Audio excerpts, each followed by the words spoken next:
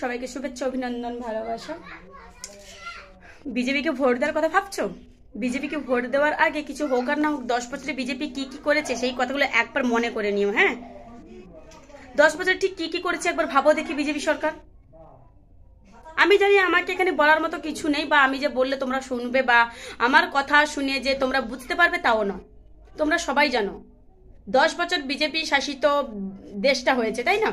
তো আমাদের দেশের প্রধানমন্ত্রী বিজেপি সরকার আসার পরে 10 বছরে কি কি করছে নিশ্চয়ই তোমরা জানো। আর তোমরা নিশ্চয়ই এটা ভালোভাবে জানো যে বিজেপি সরকার যদি এবারে যদি দেশের প্রধানমন্ত্রী হয় বিজেপির নরেন্দ্র মোদী বা বিজেপির কেউ থেকে যদি হয়, তাহলে তোমরা কিন্তু সেটা জানো যে আমাদের গণতন্ত্র বলে কিছু থাকবে না, গণতান্ত্রিকটা নষ্ট হয়ে যাবে। এমনও পর্যন্ত যে বিজেপি সরকার ভোটার, তোমার যে নিজের যে ভোটাধিকার সেটাও পর্যন্ত বন্ধ করে দেবে, নিজে ভোটটাও কিন্তু দিতে পারবে না। আমি জানি অনেকে বিশ্বাস করবে না, হয়তো লোক বলে না ঠকে শিক্ষা পায়, কিন্তু তোমরা এত ঠকেছো যে তারপরেও তোমরা বিশ্বাস করতে পারছো না। তোমরা নিশ্চয়ই এটা জানো যে গত 10 বছরে বিজেপি সরকার কি কি করেছে।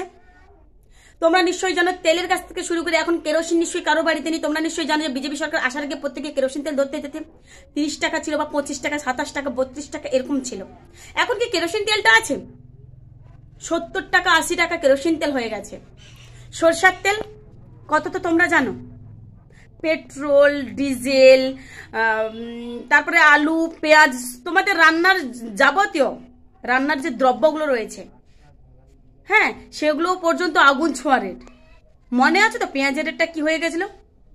কই এর আগে তো হয়নি, ঠিক বিজেপি সরকার আসার পরে হয়েছিল। কেন? তোমরা নিশ্চয়ই জানো যে নরেন্দ্র মোদী আসার পরে টাকা পরিবর্তন হয়েছে। নরেন্দ্র মোদী আসার পরে এটা বলেছিল যে কালো টাকা উদ্ধার করে নাকি গরিবকে দেবে। কালো টাকা কি হয়েছে? কালো টাকা তো সাদা ভেতরে হয়ে গেল, মাঝখান থেকে গরিব কিছু পেল না। মাঝখান থেকে গরিবের বাড়িতে যে 500-1000 টাকা ছিল, যেটা চেঞ্জ করতে গিয়ে মানুষ অনেকে হাঁপা পেয়েছে, অনেকটা কষ্ট পেয়েছে। কালো টাকা তো উদ্ধারই হলো না। দেশের প্রধানমন্ত্রী অনেক করবে বলেছিল, তোমরা নিশ্চয়ই এটা তো জানো যে 10 বছরে যে প্রধানমন্ত্রী যে বলেছিল যে আমাকে প্রধানমন্ত্রী বানাও, বা আমার প্রথম যেটা প্রতিশ্রুতি হবে, আজকে আমি শপথ বাক্য করছি, শপথ গ্রহণ করছি, সেখানে আমি বলছি বছরে 2 কোটি চাকরি আমি দেবো আর 15 লক্ষ টাকা, আমাদের দেশে কোনো গরিব বলে থাকবে না। সেটা কি হয়েছে? আর তোমরা নিশ্চয়ই এটা ভাবে যে কত সেনা মরছে দেশের প্রধানমন্ত্রী আসার পরে, কত জওয়ানরা মারা গেছে, সেটা নিশ্চয়ই ভাবো। কত সৈন্যবাহিনী মারা গেছে, এত সন্ত্রাস বেড়েছে। নিশ্চয়ই তোমরা নিশ্চয়ই এটা জানো 1947 সালে আমাদের দেশটা স্বাধীন হয়, নিশ্চয়ই এরকম মণিপুরের মতো ঘটনা নিশ্চয়ই তোমরা দেখোনি। কোনো প্রধানমন্ত্রী আমলে নিশ্চয়ই এরকম কোনো ঘটনা ঘটেনি। একটু ভাবো, নিজের মাথা খাটিয়ে ভাবো। নিশ্চয়ই কোনো সরকার ধর্ম নিয়ে এতটা রাজনীতি করেনি। কেন আমি বুঝতে পারছি না, তোমরাও যে ধর্ম নিয়ে লাফালাফি করছো বুঝতে পারছি না আমি।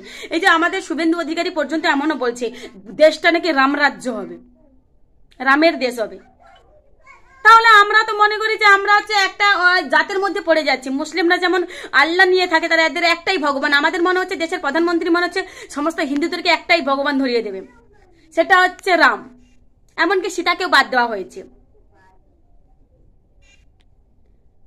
তোমরাই কিন্তু পারো দেশের শাসনটা কার হাতে তুলে দেবে।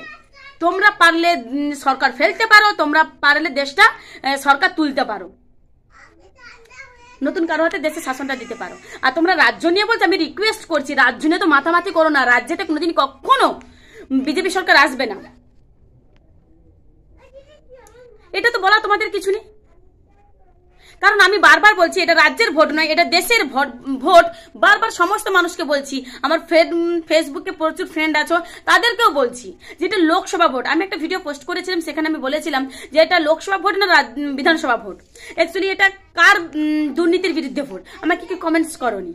এটা দেশের প্রধানমন্ত্রীর বিরুদ্ধে দুর্নীতির বিরুদ্ধে ভোট।